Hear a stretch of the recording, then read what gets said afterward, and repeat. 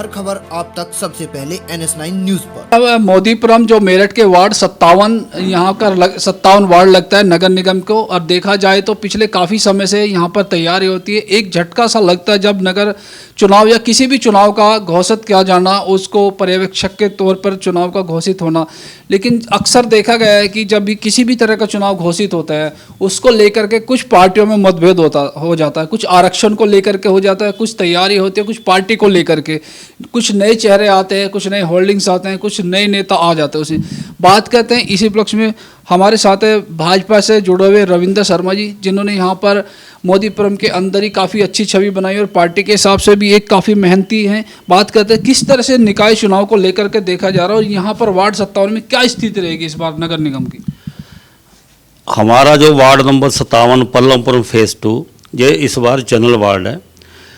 पिछली बार भी general ward था, लेकिन किसी कारणवश पार्टी ने जो है ओबीसी के आदमी को टिकट दी थी और बहुत भारी विजय हुई थी हमारी। और इस बार हमारा जो सर्व समाज है वो हमारी पार्टी से एक ही निवेदन कर रहा है कि जहाँ पर जनरल सीट पर जनरल को ही टिकट दी जाए, चाहे वो ब्राह्मण हो चाहे और बरादरी हो, ना कि किसी ओबीसी को दी जाए। जो कि हमेशा होता है कि जनरल कोटे पे कोई भी चुनाव लड़ सकता है, हम लोग कहीं और जाकर चुनाव नहीं लड़ सकते। ये हमारी जनरल कास्ट के लिए मजबूरी है। जनरल ओबीसी की अगर बात करें, अभी देखा गया अभी पिछले कुछ दिनों पूर्व आप यहाँ पर कैंट विधायक से मिलो हो और जो सांसद हैं वहाँ से भी आपने अपनी बात रखी है। क्या अगर यही स्थिति रही तो क्या लगता है इस बार के अनारक्षित को लेकर किसी स्वर्ण को ही टिकट मिलेगा? बिल्कुल, हमारे विधायक जी, हमारे माननीय सांसद जी, हमारे माननीय अध्यक्ष जी, तीनों ने हमें पूरा आश्वासन दे रखा है कि आप चिंता मत करें, इस बार जो है जनरल सीट पर जनरल को ही चुनाव लड़वाया जाएगा। अगर मेयर की बात करें तो देखा जाता है सपा और भाजपा के इर्द गिर्द ही भाजपा का मेयर या सपा बसपा का मेयर ही चुना जाता है, इसके इर्द गिर्द ही चुनाव रहता है। क्या इस बार स्थिति कुछ उलट रहेगी? नहीं, कुछ नहीं उलट रहेगी। हमारी तरफ से ओबीसी हो जाए, एससी हो जाए, हमारी भारतीय जनता पार्टी हमेशा तैयार है।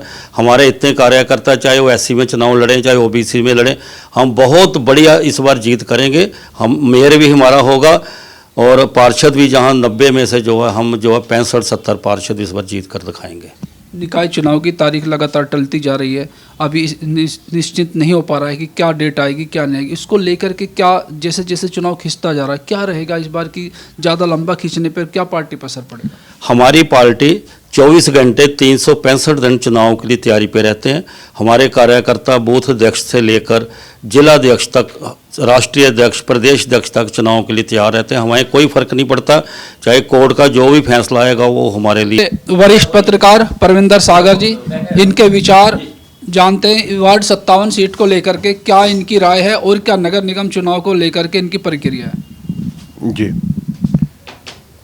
मैं सबसे पहले अपने इस लोकप्रिय चैनल का बहुत बहुत यहाँ स्वागत करता हूँ पल्लवपुरम फेज़ 2 में वार्ड 57 में, और अभिनंदन करता हूँ पूरी टीम का।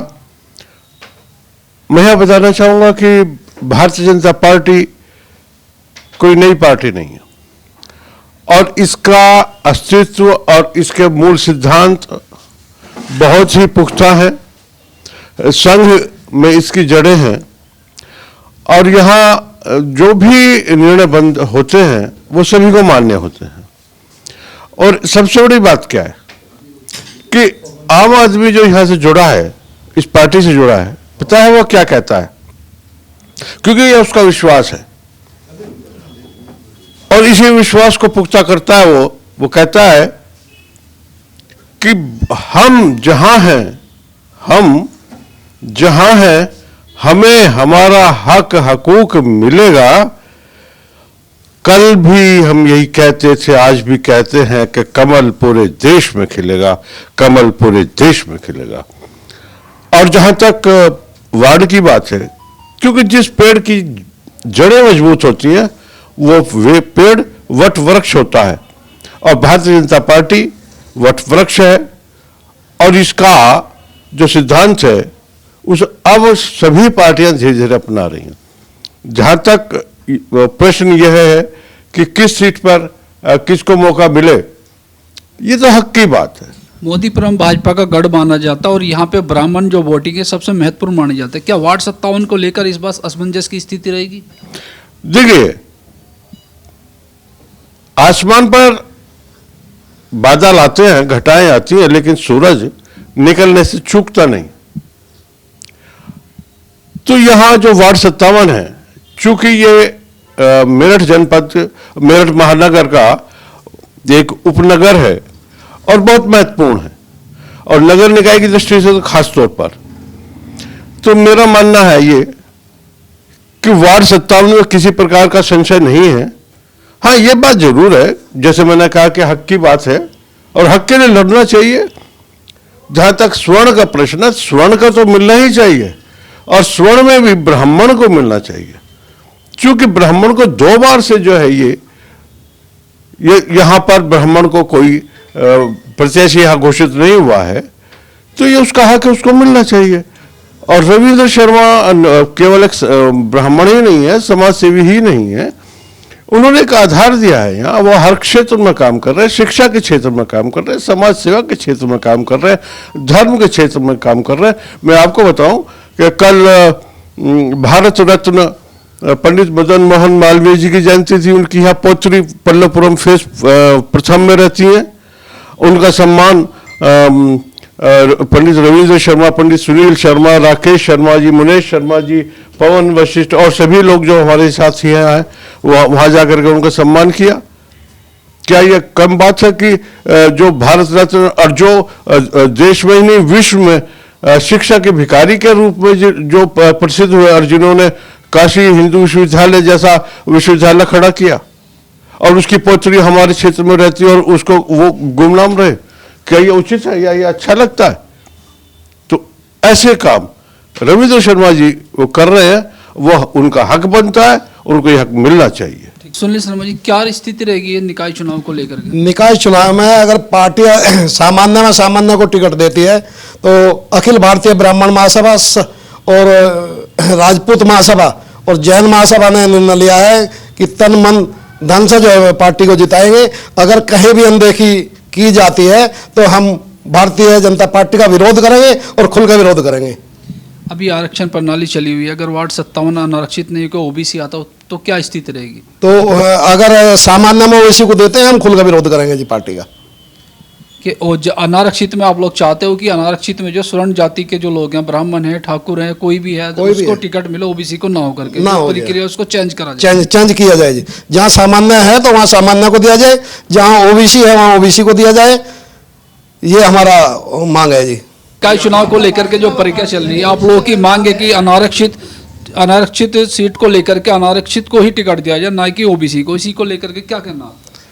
ये पहले भी जो है अनारक्षित में था, हमारा जो पार्षद का था टिकट, तो लेकिन पिछली बार भी जो है अनारक्षित में हमारे ब्राह्मणों को नहीं। मैं राष्ट्रीय ब्राह्मण महासभा सेवा ट्रस्ट का राष्ट्रीय महासचिव हूँ।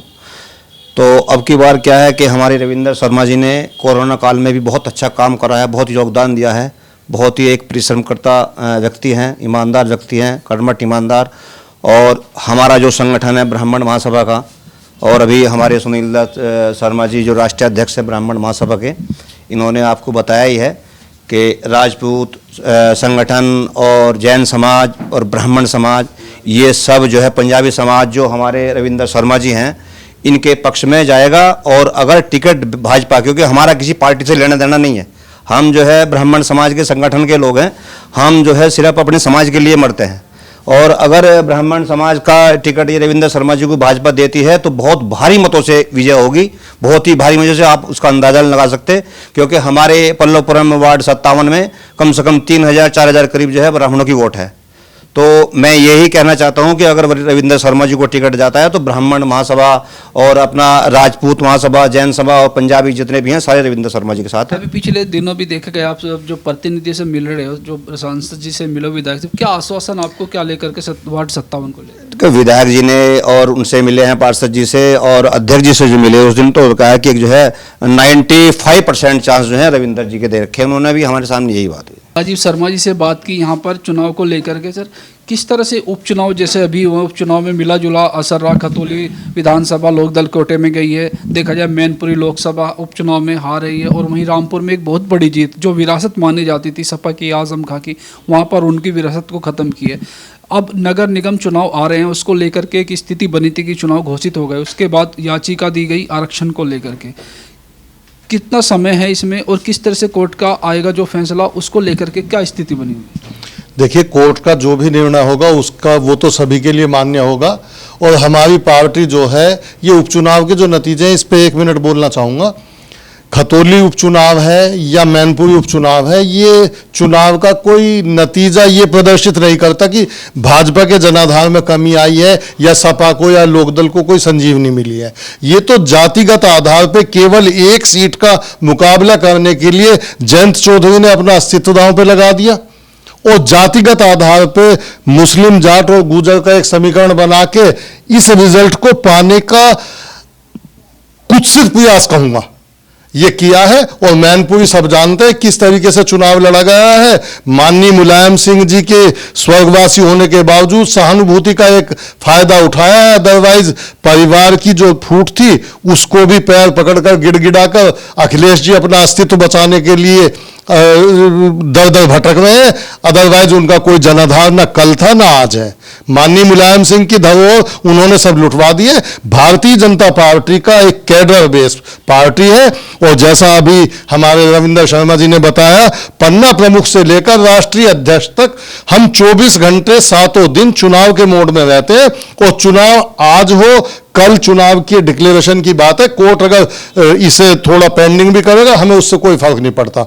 लेकिन एक बात हम जरूर पार्टी से भी कहना चाहेंगे कि जहां आरक्षण के नाम पर आरक्षित सीटें हैं वहां उस वर्ग को कैंडिडेट बनाया जाए, जहां अनारक्षित सीट है वहां पर अनारक्षित कोटे को ही टिकट मिलना चाहिए, क्योंकि ये लोग भी बहुत मेहनत करते हैं और इस पार्टी का मुख्य जो जनाधार है वो अनारक्षित वर्ग ही है।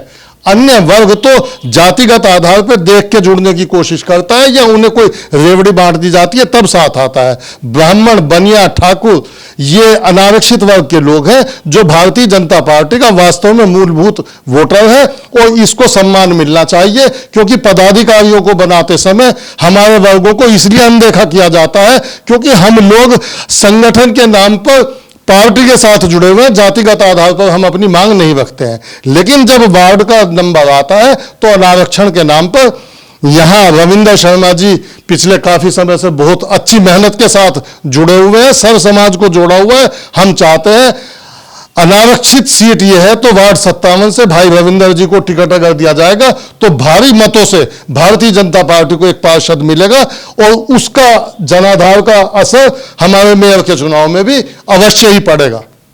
अक्सर देखा गया लोकसभा चुनाव है, विधानसभा चुनाव है, कोई भी चुनाव हो लेकर के बूथ कमेटी से लेकर ऊपर तक जो कार्यकर्ता मेहनत करते हैं, लेकिन जो नगर निगम चुनाव आ रहा है क्या उसको लेकर के भी वही प्रक्रिया रहेगी जो नेशनल चुनाव में होती है? बिल्कुल हमारी वही प्रक्रिया रहती है। कैंडिडेट्स बहुत आते हैं लेकिन जब टिकट फाइनल हो जाता है तो सभी मिलकर उसी कैंडिडेट को लड़ाते हैं। पिछली बार भी अनारक्षित सीट थी लेकिन ओबीसी का कैंडिडेट इस वार्ड में आया, हमने सबने मिलकर उसे जिताया। तो हमारे यहाँ इस बात का कोई असर नहीं पड़ता है। जितने भी कैंडिडेट होते हैं जब डिक्लेरेशन हो जाता है पार्टी का सिंबल जिसे मिलता है, तन मन धन से सभी कार्यकर्ता मिलकर उसी कैंडिडेट को जिताने का हर संभव प्रयास करते हैं और सुखद परिणाम पाने का संभव प्रयास होता है सभी का। हर खबर आप तक सबसे पहले NS9 न्यूज पर।